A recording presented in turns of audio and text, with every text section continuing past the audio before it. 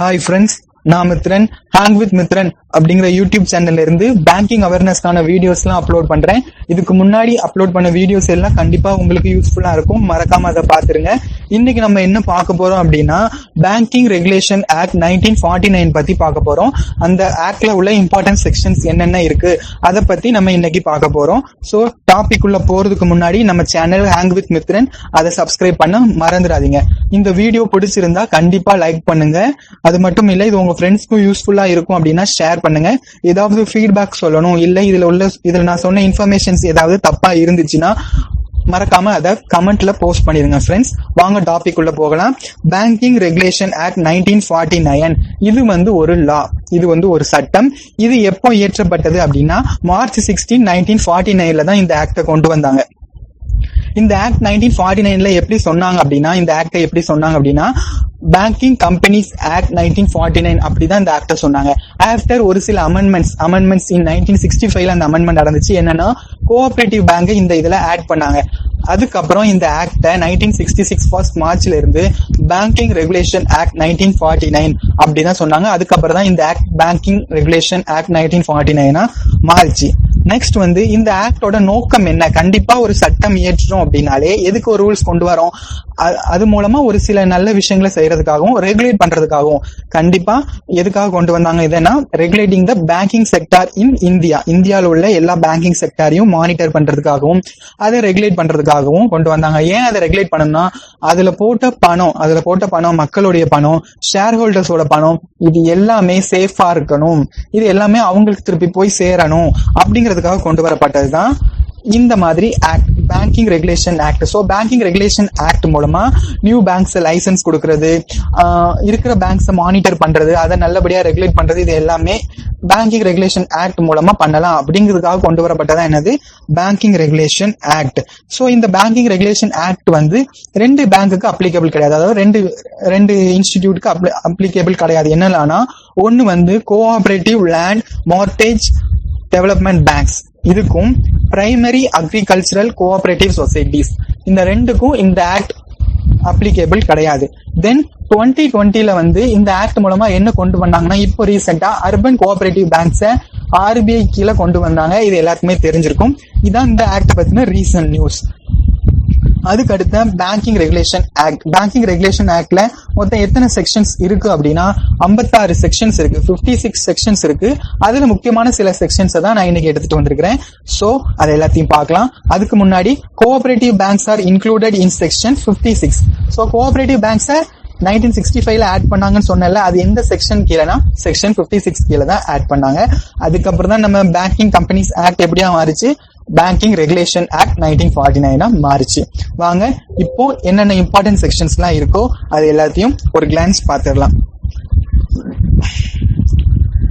First section 5B. Section 5B அப்படின்னா இது என்னன்னா பேங்க் அப்படின்னா என்ன அப்படின்னு சொல்றாங்க. பேங்கர் அதை பத்திலாம் சொல்றாங்க. சோ ஒரு பேங்க் அப்படின்னா என்ன? Acceptance of deposit for the purpose of lending or investment. நம்ம ஒரு பேங்க்ங்கிறது டெபாசிட்டை வாங்கிக்கலாம், அட் த சேம் டைம் யார் டெபாசிட் பண்ணாங்களோ அதை வித்ட்ராயல் பண்ணிக்கலாம், அவங்களுக்கு லோன் ப்ரொவைட் பண்றது. இதுதான் நார்மலா ஒரு பேங்க் அப்படின்னு சொல்றது. ஓகேவா? பேங்க் அப்படின்னு எந்த செக்ஷன் சொல்லுது அப்படின்னா அது செக்ஷன் 5B.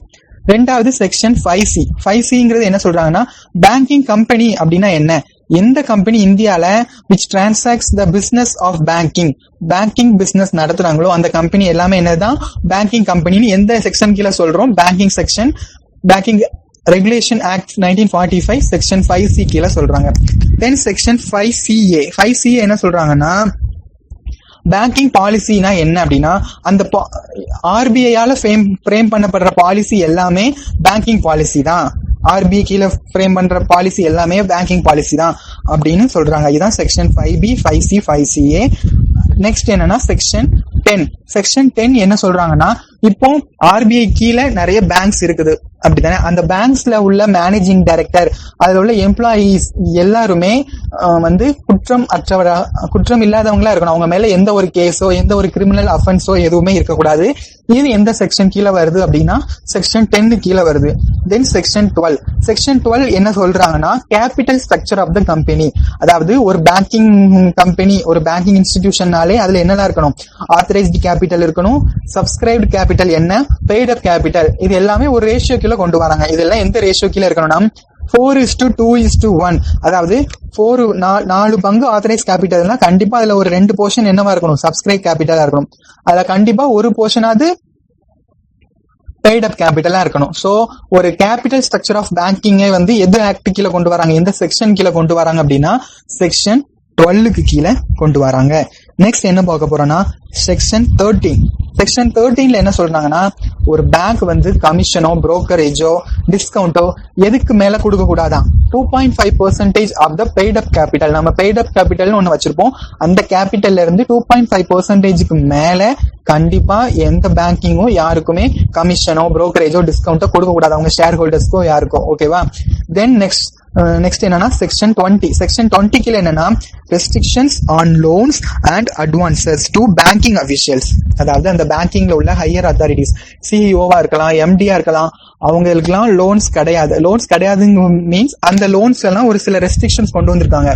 அவங்க வந்து எந்த லோனுமே பேங்கிங்ல இருந்து வாங்கக்கூடாது. பட் அவங்களுக்கு வந்து என்ன வாங்கிக்கலாமா? காருக்காக பணம், பர்னிச்சர், ஹவுஸ், இந்த மாதிரி ஃபெஸ்டிவல் இதுக்கெல்லாம் அவங்க வந்து லோன்ஸ் வாங்கிக்கலாம். பட் அது வந்து லோன்ஸ் அண்ட் அட்வான்ஸ் ரெஸ்ட்ரிக்ஷனுக்கு கீழே வராதான். அது வந்து வேற இதுல வருமா? சரியா? அதுக்கு கீழே அவங்க வாங்கிக்கலாம். பட் அவங்க வந்து எந்த லோனுமே வாங்க கூடாது. பட் அவங்க என்ன பண்ணலாம்? தன்னோட செக்யூரிட்டிஸ், இப்ப ஷேர் ஹோல்டர்ஸ்னா ஒரு சில செக்யூரிட்டிஸ் கொடுத்துட்டு லோன் வாங்கிக்கலாம். சரியா? இதுதான் செக்ஷன் 20 கீழே வருது. தென் செக்ஷன் 22. செக்ஷன் 22 என்ன அப்படின்னா மெயின், அதாவது செக்ஷன் 20ங்கிறது ரெஸ்ட்ரிக்ஷன் ஆன் லோன், செக்ஷன் 22 அப்படிங்கிறது என்னன்னா license of new banking companies. அதாவது வந்து ஒரு பேங்கிங் கம்பெனி, ஒரு கம்பெனி நான் ரன் பண்றேன், அதை பேங்கிங் கம்பெனியா மாத்தணும் அப்படின்னா கண்டிப்பா நான் ஆர்பிஐ கிட்ட லைசன்ஸ் வாங்கியிருக்கணும். எந்த செக்ஷன் கீழனா செக்ஷன் 22 கீழே. அப்படி செக்ஷன் 22 கீழே லைசன்ஸ் வாங்காத கம்பெனி பேங்கிங் கம்பெனியா இருக்காது அப்படின்னு சொல்றாங்க. நெக்ஸ்ட் என்ன செக்ஷன் அப்படின்னா செக்ஷன் 21. செக்ஷன் 21னா power of reserve bank to control advances by banking companies. அதாவது வந்து ஆர்பிஐ கண்ட்ரோல் பண்ணலாம் பேங்கிங் கம்பெனிஸ், அவங்க கீழே உள்ள பேங்க்ஸ் கிட்ட எல்லாம் அவங்க வந்து கண்ட்ரோல் பண்ணலாம். என்னன்னா எவ்வளவு கொடுக்கலாம் இவங்களுக்கு, என்னென்ன அட்வான்ஸ் கொடுக்கலாம், என்னென்ன லோன்ஸ் கொடுக்கலாம் அப்படின்னு. பிகாஸ் ஏன்னா ஒருத்தரை பத்தி தெரியாம நம்ம அதிகமா லோன் கொடுத்துடக்கூடாது, எந்த பர்பஸ்க்காக லோன் கொடுக்குறோங்கிறதையும் நம்ம எடுத்துக்கணும். ஸோ ஆர்பிஐ இதெல்லாம் கண்ட்ரோல் பண்ணலாம் அப்படிங்கிறது செக்ஷன் 21 கீழே.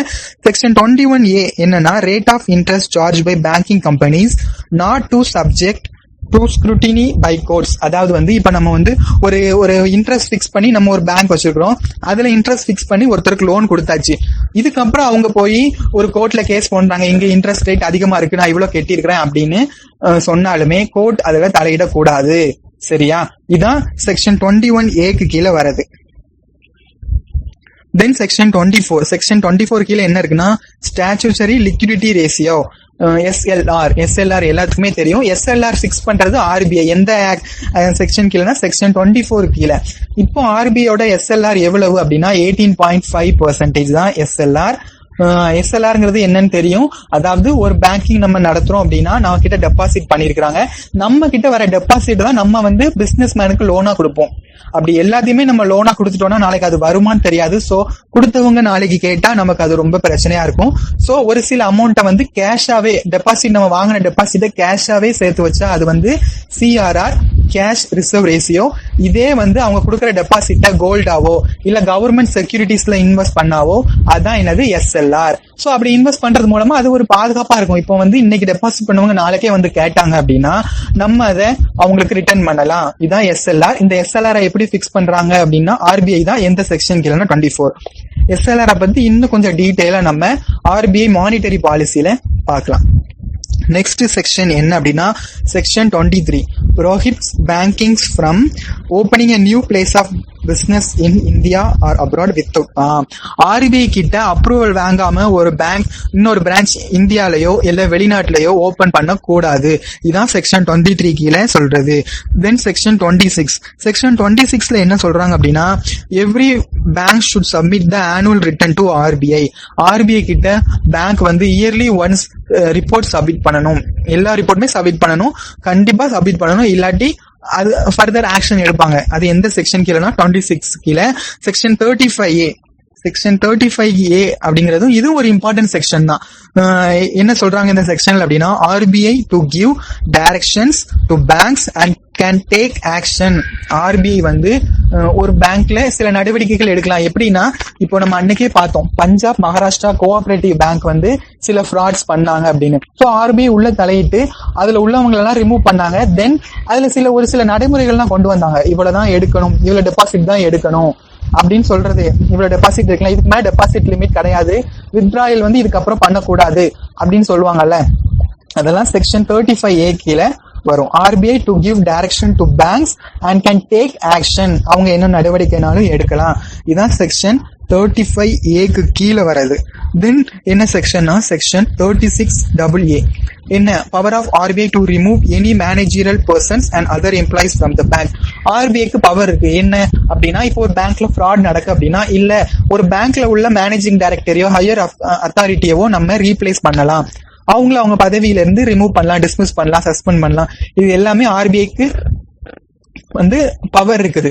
எந்த செக்ஷன் கீழே அப்படின்னா 36AA கீழே. தென் பார்க்க போறது 36AB. அப்படின்னா என்ன, அந்த செக்ஷன் கீழே என்ன சொல்றாங்க அப்படின்னா, power of RBI to appoint any additional directors. So ஒரு பேங்க்ல ஏற்கனவே டைரக்டர்ஸ் இருக்காங்கனாலும் ஆர்பிஐ வந்து செக்ஷன் 36AB படி அடிஷனலா ஒரு பேங்க்ல டைரக்டர்ஸ் அப்பாயிண்ட் பண்ணலாம். ஃபார் ஏதோ ஒரு பர்பஸ்க்காக, மானிட்டர் பண்றதுக்காகவோ இல்ல அதுல ஏதோ தப்பு நடந்திருக்கலாம், அதை பத்தி இன்வெஸ்டிகேட் பண்றதுக்காகவோ எதுக்காகவோ ஆர்பிஐ அடிஷனல் டைரக்டர்ஸ் வந்து அப்பாயிண்ட் பண்ணலாம். எந்த செக்ஷன் கீழனா 36AB கீழே. தென் செக்ஷன் 36AE. செக்ஷன் 36AE கீழே என்ன சொல்றாங்க அப்படின்னா, அதாவது சென்ட்ரல் கவர்மெண்ட் வந்து ஆர்பிஐயோட அறிவுறுத்தலின் படி ஒரு கம்பெனிஸ கவர்மெண்ட்டுக்கு, அதாவது கவர்மெண்ட் கீழே எடுத்துக்கலாம். அதான் அது எந்த செக்ஷன் கீழனா செக்ஷன் 36AE கீழே. என்ன கேசஸ்லாம், ஒருவேளை அதுல வந்து ஏதாவது பெரிய தப்பு நடந்திருக்கலாம், அதுல போட்ட மக்கள் பணத்துக்கு ஏதாவது ஆபத்து வந்திருக்கலாம். இந்த மாதிரி டைம்ல சென்ட்ரல் கவர்மெண்ட் வந்து ஆர்பிஐயோட அறிவுறுத்தலின் படி என்ன செய்வாங்க, அந்த பேங்கை, அந்த இன்ஸ்டிடியூஷனை தன்னோட பார்வைக்கு கீழே எடுத்துக்கிறது தான் செக்ஷன் 36AE. நெக்ஸ்ட் என்ன செக்ஷன்னா 36AF. AFனா என்னன்னா, power to central government to make schemes. அதாவது நம்ம AEல என்ன பார்த்தோம், ஆர்பிஐயோட அட்வைஸ் படி சென்ட்ரல் கவர்மெண்ட் வந்து ஒரு பேங்கிங் கம்பெனியை தனக்கு கீழே எடுத்துக்கிட்ட கம்பெனில சில ஸ்கீம்ஸ் கொண்டு வராங்க. அது வந்து எந்த செக்ஷன்ஸ் படினா 36AF படி. அந்த ஸ்கீம்ஸ் யாருக்கெல்லாம் பொருந்தும்னா, அவங்க அக்யூர் பண்ண அந்த பேங்க், அவங்க எடுத்த அந்த பேங்க்குக்கு அந்த ஸ்கீம்ஸ் பொருந்தும். இந்த ஸ்கீமுமே ஆர்பிஐ கிட்ட அவங்க ஒரு தடவை அப்ரூவல் வாங்கிக்கணும்னா ஆர்பிஐ கிட்ட இதை பத்தி கேட்டுக்கணும். ஓகேவா. நெக்ஸ்ட் செக்ஷன் என்ன அப்படின்னா, section 39. Reserve bank to be the official liquidator. அப்படின்னா என்ன, லிக்விடேட்டர் அப்படின்னா என்னன்னா, அதாவது இந்த செக்ஷன் கீழே என்ன சொல்றாங்க அப்படின்னா, இப்போ ஒரு பேங்க்ல வந்து திவால் ஆயிட்டு, ஸோ ஒரு பேங்க் வந்து ஃபெயிலியர் ஆயிடுச்சு அப்படின்னா, அந்த பேங்க்குன்னு வந்து ஒரு ஷேர் ஹோல்டர்ஸ் இருக்கும். அந்த பேங்க்குன்னு இவ்வளவு இந்த அசட்ஸ் எல்லாம் இருக்கும், லிக்விட் அசட்ஸ் இருக்கலாம், ஏதோ அந்த பேங்க்குக்கான சொத்துக்கள்லாம் இருக்குன்னு வச்சுக்கோங்களேன். அந்த சொத்துக்கள் எல்லாம் கையகப்படுத்தி அதை வந்து மணியா மாத்தி, கேஷா மாத்தி, யாரெல்லாம் டெபாசிட் பண்ணாங்களோ, எந்தெந்த ஷேர் ஹோல்டர்ஸ் கொடுக்கணுமோ அதெல்லாம் நம்ம கொடுக்கலாம். யார் கொடுக்கலாம்னா ஆர்பிஐ கொடுக்கலாம். ஸோ ஆர்பிஐக்கு அந்த ரைட்ஸ் இருக்கு. எந்த செக்ஷன் கீழே அப்படின்னா செக்ஷன் 39 கீழே ஆர்பிஐக்கு அந்த ரைட்ஸ் இருக்கு. தென் பார்க்க போற செக்ஷன் என்ன அப்படின்னா, section 44A. Amalgamation of banking company. ஒரு சில பேங்கிங் கம்பெனிஸ் எல்லாம் மெர்ஜ் பண்றாங்க, அதான் அமல்கமேஷன் ஆஃப் கம்பெனிஸ். அது எந்த ஆக்ட் கீழே நடக்கும் அப்படின்னா, அதாவது எந்த செக்ஷன் கீழே நடக்கும் அப்படின்னா செக்ஷன் 44A கீழே தான் அமல்கமேஷன் ஆஃப் பேங்கிங் கம்பெனிஸ் நடக்கு. அந்த செக்ஷன் கீழே உள்ள கைடன்ஸ் படி தான் ஒரு பேங்கோட இன்னொரு பேங்கை நம்ம மெர்ஜ் பண்ணலாம். நெக்ஸ்ட் என்ன செக்ஷன், செக்ஷன் 46. செக்ஷன் 46 என்ன சொல்லுது அப்படின்னா, பெனாலிட்டிஸ் அண்ட் இம்ப்ரிசன்மெண்ட்ஸ். அதாவது பெனாலிட்டிஸ், அதாவது என்னென்ன லிஸ்ட் ஆஃப் பெனாலிட்டிஸ் இருக்கு எந்தெந்த தப்புக்கு அப்படின்னு சொல்றது செக்ஷன் 46. அதே ஆர்பிஐ வந்து என்னென்ன பெனாலிட்டிஸ் கொடுக்கலாம், என்னென்ன ஃபைன் கொடுக்கலாம் அப்படின்னு சொல்றது வந்து செக்ஷன் 47A. இந்த ரெண்டுமே ஒண்ணுதான். 46ங்கிறது என்னென்ன பெனாலிட்டிஸ் எல்லாம் இருக்குது, தென் 47ங்கிறது ஆர்பிஐ என்னென்ன பெனாலிட்டிஸ் எல்லாம் இம்போஸ் பண்ணலாம், என்னென்ன ஃபைன்ஸ் எல்லாம் அப்ளை பண்ணலாம் அப்படிங்கிறது இருக்குது.